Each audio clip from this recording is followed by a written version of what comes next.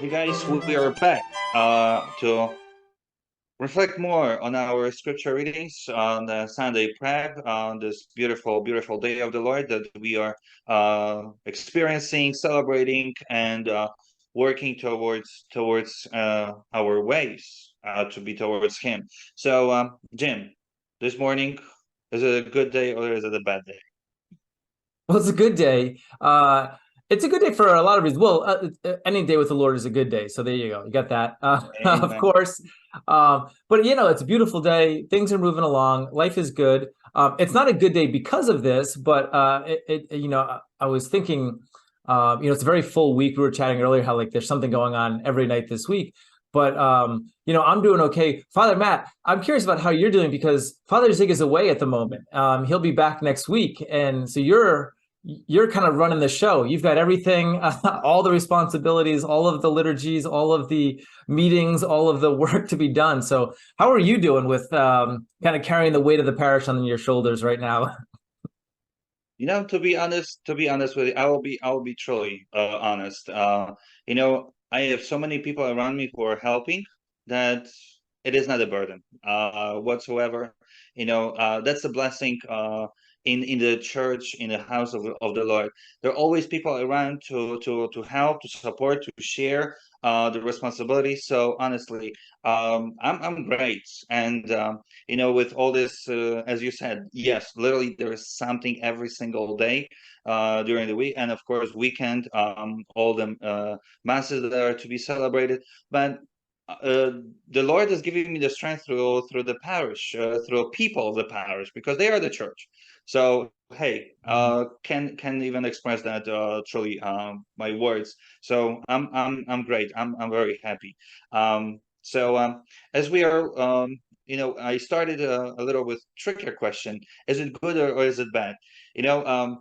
I simply got that question yesterday from my family, and I says, how do I respond to them so that they will not worry, right? We all know those questions from the parents. How are you doing and everything? Is it good or is it bad? I always say it's a little bit of both. I mean, honestly, is it perfect here? Well, it is perfect, but at the same time, there's always the one who is trying to destroy that perfection, and that's what we are learning how to fight in a good fight with a caring and loving ways. So that's the reason too how I wanted to begin the our reflection for this coming Sunday. And why? Because the readings are pretty tricky to understand them in a good way, if you want to put it this way, or with a proper understanding. Maybe let's say it this way. And I will start with our first reading, with the very first sentence that we'll hear when we open the scriptures for the Sunday. And here's the sentence from Prophet Isaiah: Seek the Lord while he may be found, call him while he is near. You know, first thing is like, oh, there was this meme too on internet for some time, but it was a while ago. Oh, I didn't know Jesus was lost to be found. Um, hmm. How to lose God, how to lose Him. When we can see him, like for me, I see him at every single corner I turn around. Right? I mean, the visible way is always somewhere, and most especially as soon as I open the door to the house, there he is. There is a church. He lives there. He is there. And so here, Prophet Isaiah speaks about God. I mean, and we are, as if we think about God, we're like, how can you lose God? He is everywhere. He is in everything. He is. So how can you lose God? Well, here is how we can lose him. And what Prophet Isaiah is speaking here is the timeline of our life. Because as we walk through the ways of this life, we're choosing different ways to walk, right? And the life brings to us so many opportunities. The world will give us so many opportunities. Other people, everything will give us the opportunities. But here is how we can easily lose sight of the one who is calling us from this to the next life. And simple thing as money. Can that take us away from the Lord? Oh, very easily, right? Can work take us away from the Lord? Very easily. Can other people take us away from the Lord? Very easily. And the same, very easily, the evil one is the one who can take us if we are not focused or mindful of the snares or the temptation or other things that the evil is trying to do towards us in order to take us away from God. So yes, there is a big chance to lose the side of God. It's not that God gets lost. No, no, no. It's us who gets lost in our ways of thinking, living, and it's we are very much endangered by these ways of the evil one, or anything that this world can give us can take us away from the Lord. That's why Prophet Isaiah, when he was talking to people, he says, remember that he is always there waiting and he is always looking after you, but you need to respond. It needs to come from you. Otherwise, there is no way to start even living the ways of the Lord, the ways that he is showing us. And two, I like the whole reading, honestly, brings to my mind like so many thoughts. And one of them, the other sentence that comes from Prophet Isaiah is this: "For my thoughts are not your thoughts, and are your nor your ways, my ways," says the Lord.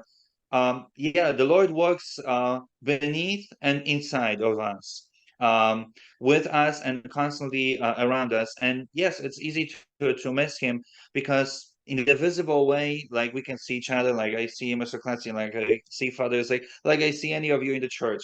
Yeah, we see with our eyes, but with God, we need to search and see with the eyes of our inside, of our heart and mind, to reflect upon the one who gives us all, but at the same time not to lose him in it. And as I said, in regard to money as one of the things, or I should say, wealth is better expression here. As we will hear in our gospel, we'll be like, yeah, why is it the Lord teaching it this way when we can have all that and we should be rewarded for our way of life, and we should see it, and we should be rewarded here and now. We should be always acknowledged for the good things that we do, for all the things that we offer. Why the Lord is not doing that to us here, or why is it He doing from time to time and not always? So seeing the Lord as a part of life, seeing the reward that is ahead, and that means the reward of eternal life. That's the fullness of our reward. That's the fullness of His gift. That's when the fulfillment of all that we do here towards Him or against His will will be after we cross this bridge from this life to another. So it's worth seeing it beyond our own sight. It is worth to see the one who is beyond us, but at the same time, he is next to us, leading us to himself. So that's where I will just wrap it up with a simple sentence: open the eyes of your insight so that you may see the Lord and not claim that he was lost.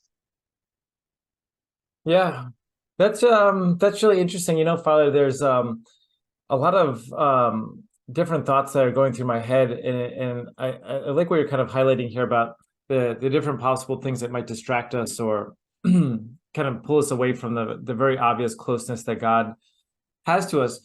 And I'm thinking this opening line to the first reading from the prophet Isaiah: "Seek the Lord while he may be found, call him while he is near," seems to imply a kind of, I don't know, like there's a timetable, that there's a kind of limited opportunities that are afforded to us.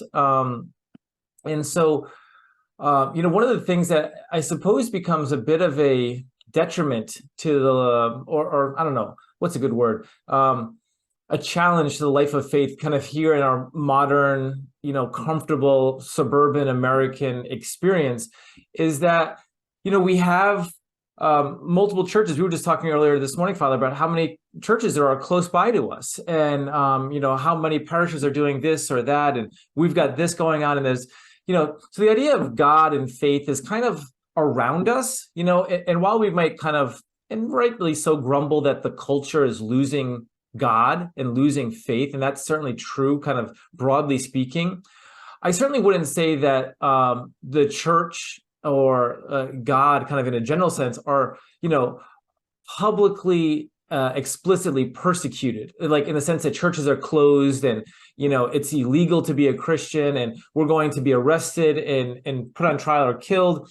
And so there's still kind of like the possibility for being comfortable and casual with God. And while that's good that we do have access to churches and we can kind of, go to mass freely and we can kind of go to different faith formation events, and those are all really good things, and you should go to those and we should go to those, and those are delightful and encouraging.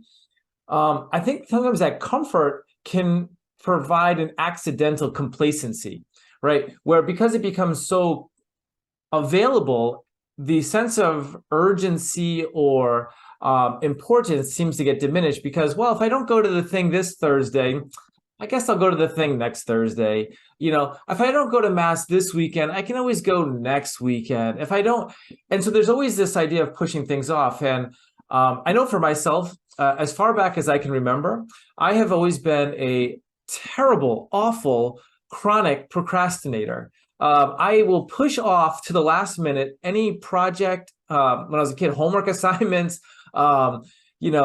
special things I need to do, chores, whatever it is, to the very last minute.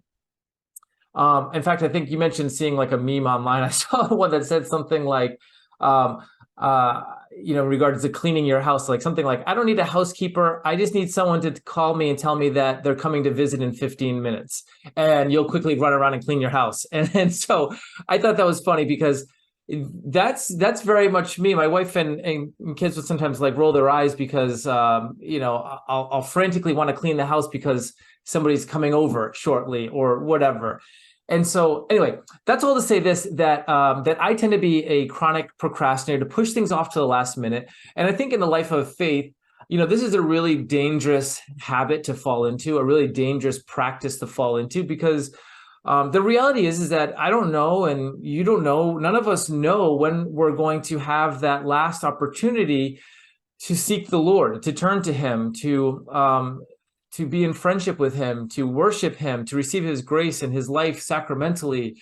And I think that it's something that we should kind of have more, a sharp urgency for. And I'm not saying that we have to kind of 24 hours be here present in the church doing every possible thing, but I think when we start to develop a kind of comfort with well, I'll go to the thing next time, or, I haven't been to confession in a couple of months, but whatever, Lent is not that far away. I'll go during Lent, and we tend to push off these things that maybe we really shouldn't. And I think the prophet Isaiah here is kind of calling on something that's, really important, both for the people of Israel at his time, but for us today too, to seek after him while he may be found, right? While the opportunity is still present for us, to call upon his name while he is near, while this grace is afforded to us.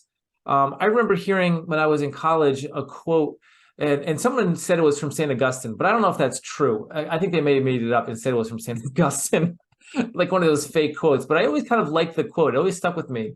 And they said something like this: fear the grace that comes once and never comes again. And it always kind of struck me kind of in this way of, that God provides different graces and opportunities throughout our lives for different moments of conversion or experiencing his love and his divine life in a special way. But those graces aren't afforded to us like at every particular moment, whenever we call upon them, and so when we do have an opportunity for grace, an opportunity to respond to the Lord, and you mentioned kind of that idea of responding faithfully, when we have that opportunity to respond, to just assume or presume that God he'll give me that grace next week, or he'll, maybe he will, because he's so good and he's so generous. And he's abundant in his love and mercy for us. But to always assume that I can do it later is a kind of a dangerous spiritual game to play. And so I think Isaiah is reminding, the Lord's reminding us that the need to seek the Lord, to turn to Him, to repent, to receive His love, to live in friendship, to cultivate the life of prayer, the life of virtue, is a today thing. It's a now thing. It's not a next week. I think of like dieting. Maybe with my last thought, right? We all have had the New Year's resolution of like, I'm going to start dieting in New Year's. But we have up with that idea like before Thanksgiving because we want to pig out on Thanksgiving and Christmas and feast on Christmas cookies because in 6 weeks, I'll go on a diet. And then what happens for 6 weeks? We diet for half an hour and then we stop. And I just, it's funny because it's true, but it shouldn't be true in the spiritual life. So yeah, that's maybe a thought to consider is the kind of the need to turn now to the Lord. Yeah, so the Lord is waiting. The Lord is there, and he is truly generous, as you said, always to us, and most especially in the moments when we are far away from Him, because He wants to bring us back. He will be calling us even more strongly for us to come back. So I hope then we'll not lose the sight, and we'll hear His voice and answer to the call, and be close to Him, because this is a lifetime journey, but this lifetime journey can end at any time. So let us always be ready for the Lord to come and embrace us. So for eternity.